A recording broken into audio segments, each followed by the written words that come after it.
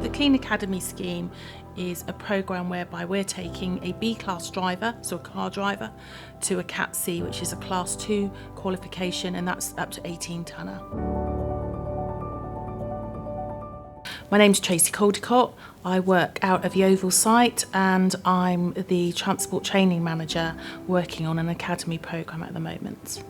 It enables us to fill the gap with regards to drivers, where, with the national shortage, and it puts them through a training programme. So to break it down, a driver, when they come in to go onto the academy scheme, like I say, whether it's external or internal, we'd start with the assessment first. We would then go for the medical, which are all legislative things that we have to do.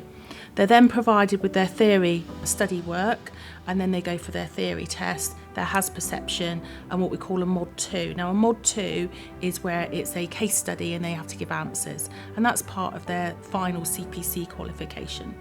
They then would go on to their practical, and that's about 20-25 hours worth of training with a practical exam at the end. At the end, they'll also do what we call a Mod 4, which is the final part of their CPC qualification, which is about show me, tell me. So they would need to show the examiner, for example, where the oil is or where they would check spray suppressors. Along the way, they'll also have elements that are relevant to the business. So we would be looking, particularly if they were an external candidate or somebody that wasn't from the factory, we would be looking at experience out in the factory so that they understand packing and some of the other elements that are relevant to their role. Gives them a better overall understanding of everything that we do here at Clean.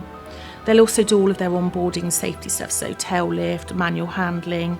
They go out obviously with a driver fairly early on as well to understand what they've got themselves into, and they'll be monitored all along the way and supported. So it's a supported programme across the business, not necessarily by me, but by the sites themselves.